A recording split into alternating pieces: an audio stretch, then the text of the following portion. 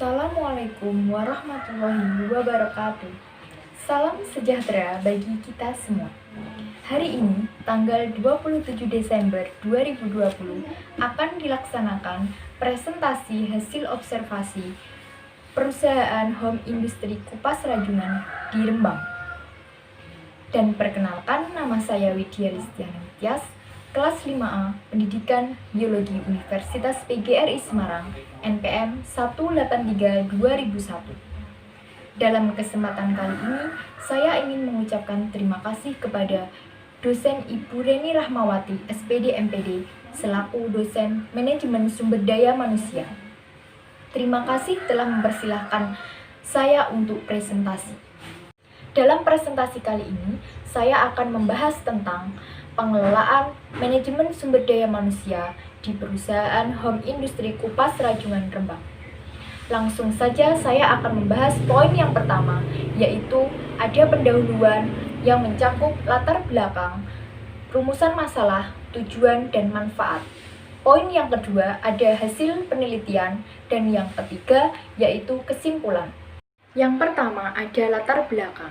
Manajemen sumber daya manusia adalah suatu proses yang terdiri dari perencanaan, pengorganisasian, pemimpin dan pengendalian kegiatan-kegiatan yang berkaitan dengan analisis pekerjaan, evaluasi pekerjaan, pengadaan, pengembangan, kompensasi, dan promosi, pemutusan hubungan kerja guna untuk mencapai tujuan yang telah ditetapkan.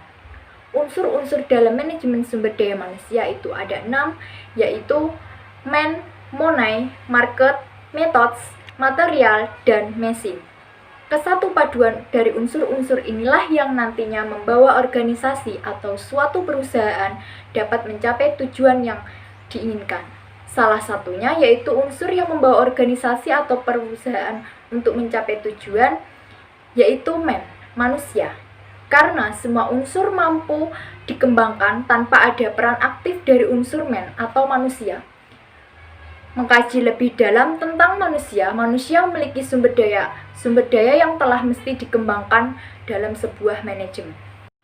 Tujuan utama manajemen sumber daya manusia yaitu untuk meningkatkan kontribusi karyawan terhadap organisasi dalam rangka mencapai produktivitas organisasi yang bersangkutan. Hal ini dapat dipahami karena semua kegiatan organisasi dalam mencapai tujuan tergantung kepada manusia yang mengelola organisasi yang bersangkutan. Oleh sebab itu, sumber daya manusia tersebut harus dikelola agar dapat berdaya guna dan berhasil guna dalam mencapai tujuan organisasi.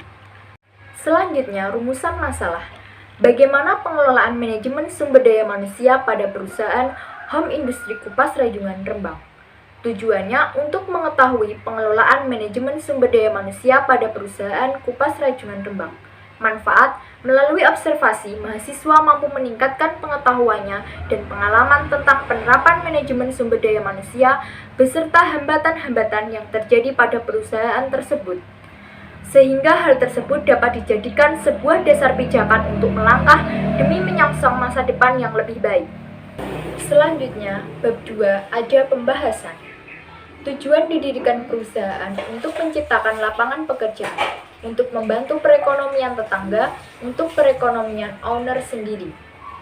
Di dalam perusahaan Kupas Rajungan ini, ada struktur organisasi yang terdiri dari karyawan yang mengupas daging rajungan, bagian keuangan yang dipegang oleh Bapak Suwarno sendiri, dan armada yang mendatangkan rajungan ke rumah owner, penyetor yang menyetorkan hasil kupasan daging rajungan, nelayan yang menghasilkan rajungan.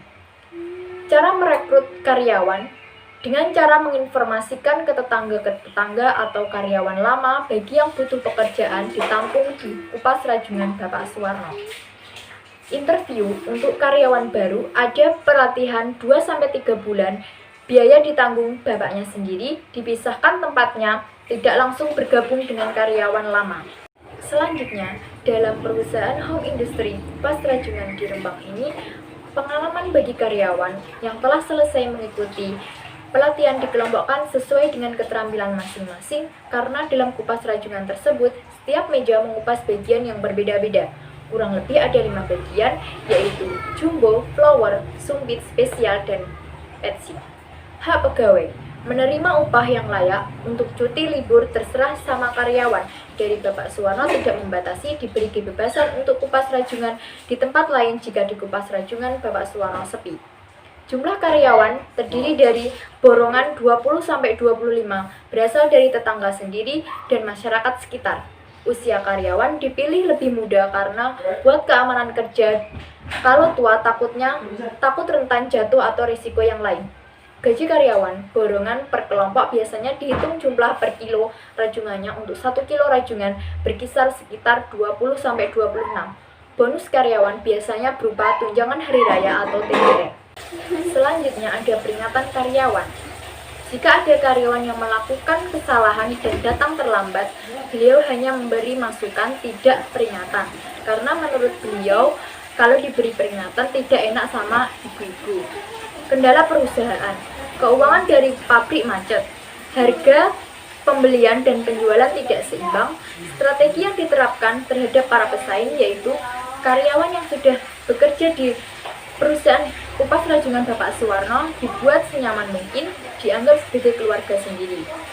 Sistem kerjanya dimulai pada pukul 7 pagi sampai jam 5 sore. Itu pun tergantung kepada banyaknya rajungan yang datang. Cabang dan kerjasama. Beliau merintis usahanya sendiri, tetapi biasanya beliau sering kerjasama dengan kupas rajungan lain saat booming.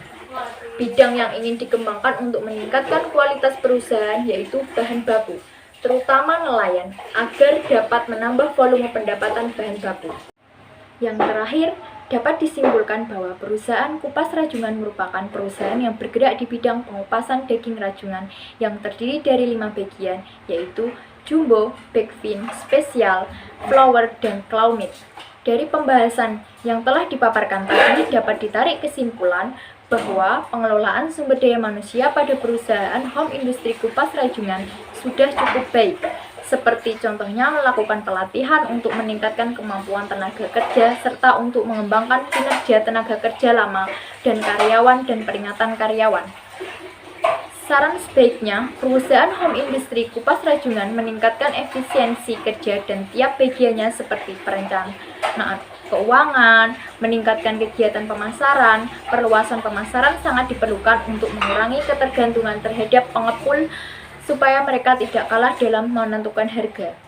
Oleh karena itu, supaya pengupas rajungan mendapatkan harga yang tinggi dan mendapat keuntungan yang maksimal, diperlukan informasi mengenai rantai pemasaran, keuntungan pemasaran, dan besarnya nilai tambah yang dihasilkan dari perubahan bentuk olahan untuk mengembangkan produksinya.